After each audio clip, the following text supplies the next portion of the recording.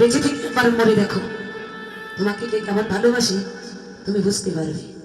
বলছে বাবা বেঁচে থেকে আবার কি মরা যায় নাকি? বলছে হ্যাঁ যায়। কি করে? না আজকে তোমাকে আমি আড়াই করির একটা মন্ত্র শিখিয়ে দেবো। মন্ত্রটা জপ করে তুমি তোমার পালঙ্কে ঘুমাবে। উপর থেকে যেই দেখুক না কেন তোমাকে দেখলে মনে হবে তুমি মরে গেছো, শ্বাস প্রশ্বাস বন্ধ হয়ে যাবে, কিন্তু তুমি মরে যাবে না। উপরে কি হবে, কে কি বলবে সব বুঝতে পারবে, কিন্তু কোনো উত্তর তুমি করতে পারবে না। হরিবল। কৃষ্ণদাস মৃদু হাসছে আর বলছে বাবা আপনি জানেন না আমার সংসারে আমাকে সবাই কত ভালোবাসে। হোক আরেকবার পরীক্ষা হয়ে যাক ভালোবাসাটা। কৃষ্ণদাস ঘরে ছুটে এসে সেই আড়াই লাইনের মন্ত্রটা জপ করে নিজের পালককে গিয়ে ঘুমিয়ে পড়ে। যে মানুষ রাত্রি সন্ধ্যা ভগবানকে না দিয়ে কোনোদিন সেবা করে না, কোনোদিন শুয়ে থাকে না, ঘুমায় না, সেই মানুষটা আজকে 1 ঘন্টা 2 ঘন্টা অনেক সময় চলে যাচ্ছে পালককে পড়ে আছে।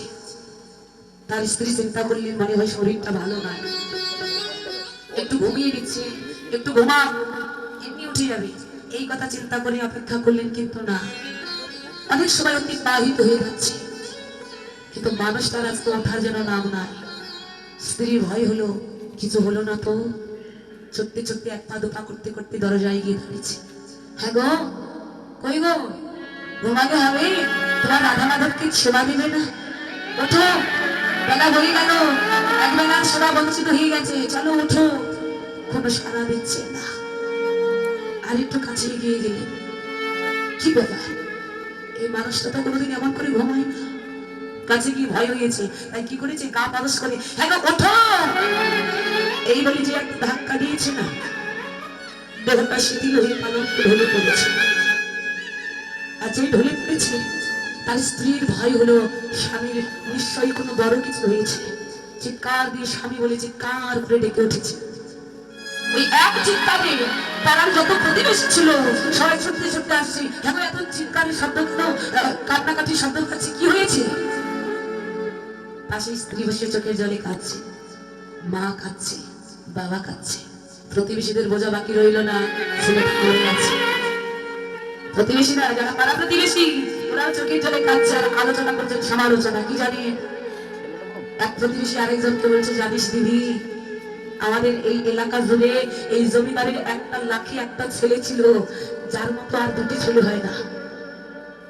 মুখের ডাকে এত প্রেম, এত মায়া, এত ভালোবাসা, এক ডাকি যেন আমাদেরকে এমন আপন করে নিত। এরকম ছেলে হয়তো আমরা আর কোনোদিন পাবো না।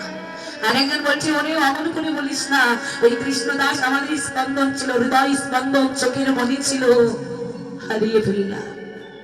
এই দেখুন পাড়া প্রতিবেশীরা কাঁদছেন, বাবা মা পাশে বসে কাঁদছেন। এবার তারা কিছু লোক বলছে দেখো কি করা যাবে, মরেই তো গেছে, কিছু তো করার নেই, চলো কৃষ্ণদাসকে কি শ্মশানে যায়, তাৎক্ষণিক করো, আর দেরি করো না। এই বলে যেই না তার মৃতদেহটা দোলনায় তুলতে যাবে, হঠাৎ করে সেই সাধু বাবা ছুটতে ছুটতে এসেছে। হ্যাঁ এখানে এত লোকের ভিড় কেন, কি হয়েছে?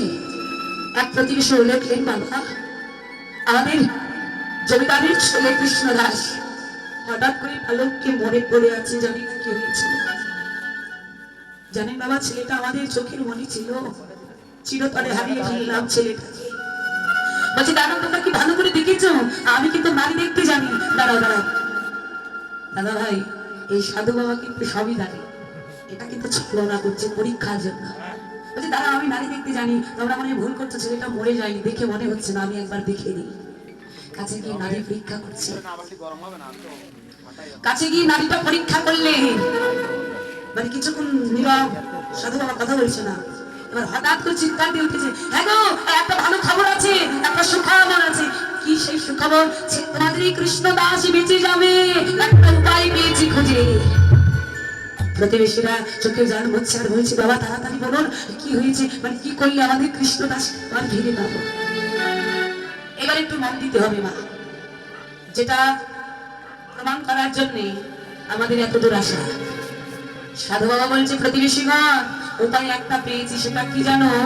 যদি কেউ নিজের প্রাণকে উৎসর্গ করে, নিজের প্রাণ দান করে, নিজে মরে গিয়ে কৃষ্ণদাসকে প্রাণ দিতে চাও বা পারো, ওই প্রাণের বিনিময়ে প্রাণ পেলে তোমাদের কৃষ্ণদাস হয়ে যাবে।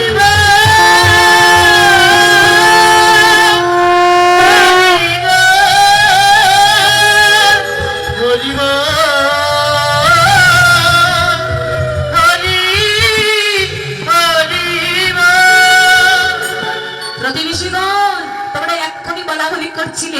কৃষ্ণ দাস নাকি তোমাদের নয়নের মণি ছিল। তোমরাই তো বলা বলি করছিলে এই কৃষ্ণ দাস নাকি তোমাদের হৃদয় স্পন্দন ছিল। তা তোমাদের হৃদয় স্পন্দন নয়নের মণি মরে গেছে। তোমরা কি কেউ আছো যে নিজের প্রাণ দিয়ে কৃষ্ণ দাসকে বাঁচাতে চাও? সাধু বাবার বদন থেকে কথাটা শুনতে পেয়ে তারা প্রতিবেশীগণ সবাই মিলে এক এক করে চলে যাচ্ছে, ঘরে ফিরে চলে যাচ্ছে। প্রতিবেশীরা তার মেয়েতে চলে যাচ্ছেন, কারণ কি না কেউ প্রাণ দিতে চায় না। এটা হলো প্রতিবেশীদের ভালোবাসা। এই পাড়া প্রতিবেশীগণ তোমার মুখে ভালোবাসা দেখাবে, তোমার অনেক প্রশংসা করবে, তোমার এত ভালোবাসা দেখাবে যেন রক্তের যেন তোমার তাদের বেশি তোমার ভালোবাসা। এরা হৃদয় থেকে তোমার কেউ ভালোবাসে। এরা চাই তোমার ক্ষতি হোক, তুমি দুঃখে থাকো, তুমি যত অধঃপতনে যাবে এদের তত সুখ। কিন্তু উপরে দেখাবে না গো, তোমার ধনে জনে পূর্ণ হোক, তুমি আরো বড় হও, এটা মুখে বলবে। এটা হলো প্রতিবেশীদের ভালোবাসা। সাধু বাবা কৃষ্ণদাসের বাবার কাছে গিয়ে বলছে, বাবা, ও বাবা, তোমার ছেলেটা মরে গেছে, তুমি কি চাও তোমার ছেলেটাকে নিজের প্রাণের বিনিময়ে বাঁচিয়ে তুলতে? কারণ এই জগতে একটা পিতার কাছে সব থেকে ভারী যন্ত্রণার বোঝা কি? হরিবল। পিতা বেঁচে থাকতে যদি তার আগে তার সন্তানের মৃত্যু হয়, আর সেই মৃত দেহটা যদি কোনো পিতার কাঁধে বহন করে শ্মশানে নিয়ে যেতে হয়, এই জগতে এক পিতার কাছে ওর থেকে বেশি যন্ত্রণার বোঝা আর কিছু হয় না। বাবা, তোমার ছেলেটা মরে গেছে, তুমি কি তোমার প্রাণ দিয়ে ছেলেটাকে বাঁচাতে চাও? যাদের ধন জন থাকে বাবা, ওই যে বললাম যারা উপরের মানুষ, যতই পুত্র বিয়োগ হোক আর কিছু হোক না কেন, উপরেই যারা থাকে, এক কথায় এই জগতে যাদের হৃদয় ঘরে অহংকারের বাসা আছে, তাদের কথাগুলো প্রেম হয় না। বলে উঠলো, সাধু বাবা, এখানে কি আপনাকে আমরা ডেকেছি? কি সব কথা বলছেন? আমার ছেলেটা তার কর্মদোষে মরেছে, সে মরেছে, প্রাণ দিলে নাকি বেঁচে ওঠে? জীবনে কখনো শুনিনি যে মানুষ মরে গেলে প্রাণ দিলে আবার বেঁচে ওঠে। এই আপনার কথা শুনি আমি, আমার ছেলেটা তো মরেছে, এবার আমিও যদি প্রাণ দিতে যাই, ছেলেটাও বলল আমিও বললাম, আমার এত সম্পদ জমিদারিত্ব দেখবে কে?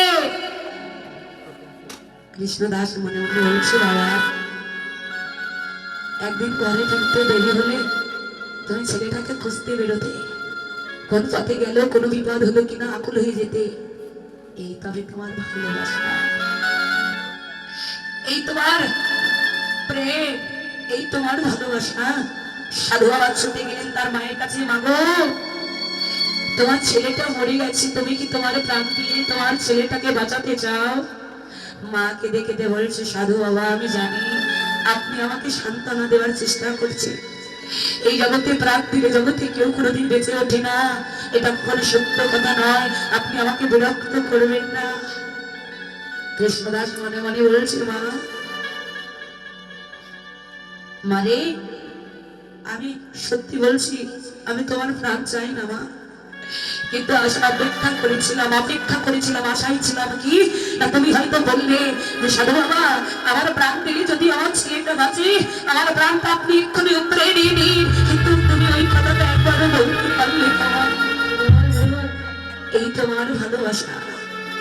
সাধু বাবা চলে গেলেন, বৌমা, এই জগতে স্বামী হারা জীবনটা বিধবা জীবন, এটা হলো অভিশপ্ত জীবন। এই অভিশপ্ত জীবন নিয়ে বেঁচে থাকার থেকে নিজের প্রাণ দিয়ে নিজের স্বামীকে বাঁচিয়ে তোলার মতো উত্তম কর্ম আমি জগতে গেছিলাম। তো তুমি কি চাও তোমার প্রাণের বিনিময়ে তোমার স্বামীকে বেঁচে উঠে? দেখুন, তিনি ছিলেন আরেক জমিদারের কন্যা। যেই সাধু বাবা এই কথা বলেছেন, চিৎকার করে বললেন, সাধু বাবা, আপনি বলছেন আমাকে প্রাণ দিতে? আপনি আমার সম্বন্ধে কি জানেন? আমার বাবা হলো আরেক জমিদার, আমার স্বামী বলেছে তার আপন কর্মদোষে আমি তো কোনো অপরাধ করিনি, তাহলে আমি কেন প্রাণ দিতে যাব?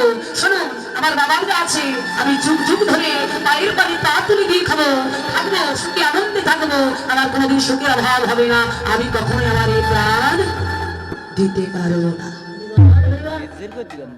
এই কথাটা যখন তার স্ত্রী বলল, কৃষ্ণদাস যখন তার হৃদয়টা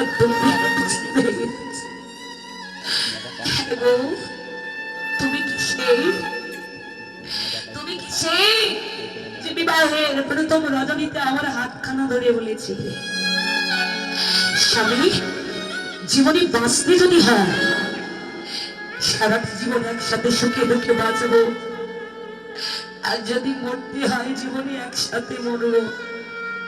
গো এই তোমার ভালোবাসা একদিন ঘরে ফিরতে দেরি হলে না খেয়ে বসে রইতে আমার জন্য এমন ভাব দেখাতে যেন আমি ছাড়া এই জগতে তোমার কেউ নাই, কিছু নাই। তখন পাশ থেকে কয়েকজন বলছে, দেখো আর দেরি করো না, অনেকক্ষণ মরেছে, রাত যদি গড়িয়ে যায় মরা বাসি হয়ে যাবে, তাই দেরি করো না, চলো কৃষ্ণদাসকে শ্মশানে নিয়ে যাওয়া হোক।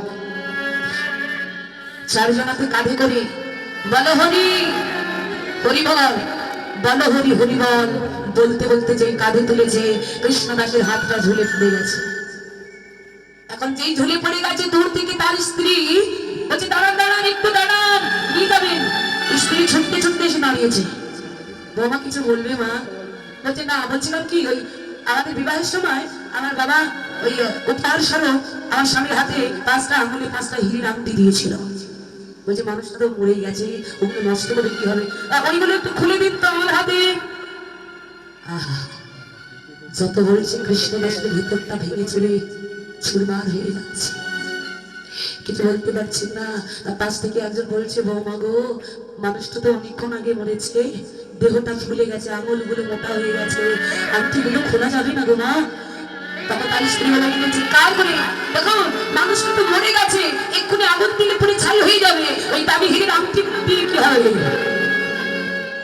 যেদিন মৃত্যু হবে না তোমার জন্য পরে কাঁদবে, আগে তোমার দেহে কি কি দামি অলঙ্কার আছে ওইগুলো নিয়ে ভাগাভাগিটা আগে হবে। কাকে ভালোবাসবে জগতে? যাকে হৃদয় দিয়ে সব থেকে বেশি ভালোবাসবে এই জগতে সেই ভালোবাসার মানুষটাই তোমার জীবনে সব থেকে বড় আঘাত করবে।